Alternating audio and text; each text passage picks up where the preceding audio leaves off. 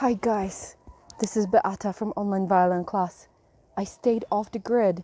I'm in the woods just so they can't stop this transmission of this very important secret that I want to tell you. And the secret is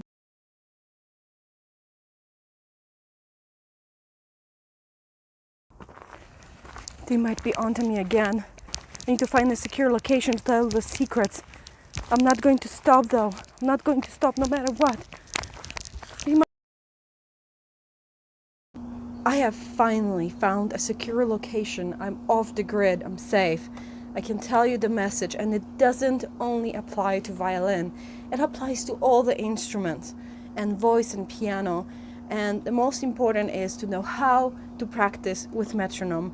And you've heard people or teachers say, oh, practice with metronome. No, nobody really tells you on how exactly to do this. And I'm going to show you exactly how to make practicing with metronome easier today.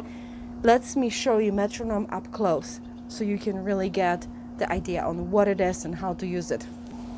Now, this is a metronome. I'm especially using the tablet just to show you up close how to use it. You can see the number 60. That means that one beat will equal 60, which 60 means 1 second exactly. So now if I increase that, then it would be faster. So the tempo is faster, the higher number. Now if I lower it, it would be slower. So this lower number, the slower beat. Now you can pick how many beats a measure you want. So if you have 4 beats in a measure, it can tell you which one is the first beat. So it would make higher pitch, and a lot of metronomes have that option. Now let me show you exactly how to align with metronome, because that's not an easy an easy thing to do. So let me show you how to do that. And this doesn't apply only to violin, it applies to all the instruments. Now how to align with metronome. The key and the secret is to count a full measure before you come in, so you can very easily align. Listen to that. If I have 4 beats in the measure, which would be 4 time signature, I would count 1, 2, prepare to play, 4.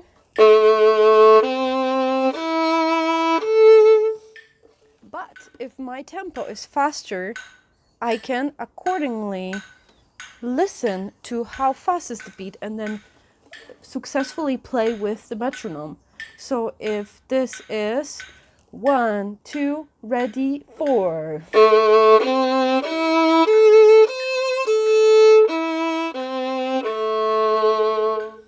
That way you can successfully align the beat with the metronome, and you can do that each time you practice. In each measure you want to do that. But now the biggest secret of all is to count by beat. And remember that metronome doesn't replace this counting, it helps you count.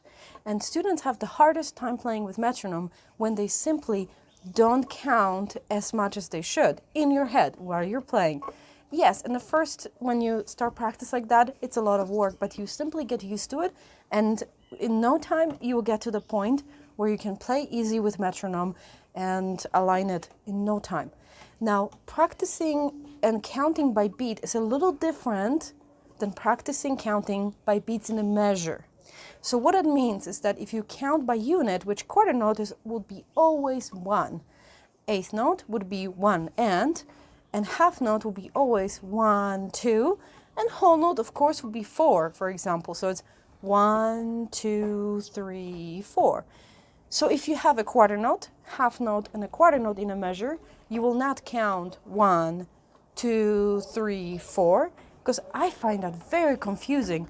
Maybe for piano, if you play piano, maybe your teacher told you this method and you would count 1 and 2 and 3 but that's very confusing for all the other instruments where we have only 4 fingers that we use. So I suggest count by beat, which would be 1, 1, 2, 1. It's simply very simple and beautiful in a way, because that always can count the same way. Try it with me, and you have a quarter note, half note, and quarter note, and count 1, 1, 2, 1. If you have eighth notes, would be twice as fast, would be 1 N, 1 N, 1 N, and 60 notes, 1 N, N, 1 N, N, 1 N, N. And it's really simple. And no matter what part of and finger you're using, you would not be confused, oh, it's 3 and 4, and because then it's really confusing with fingerings. And that applies to all the instruments. I really do need to mention something, that quarter note, it's usually the one that we count and the one that we use for metronome as a guide. And what you will hear is usually a quarter note. However, it not necessarily has to be a quarter note.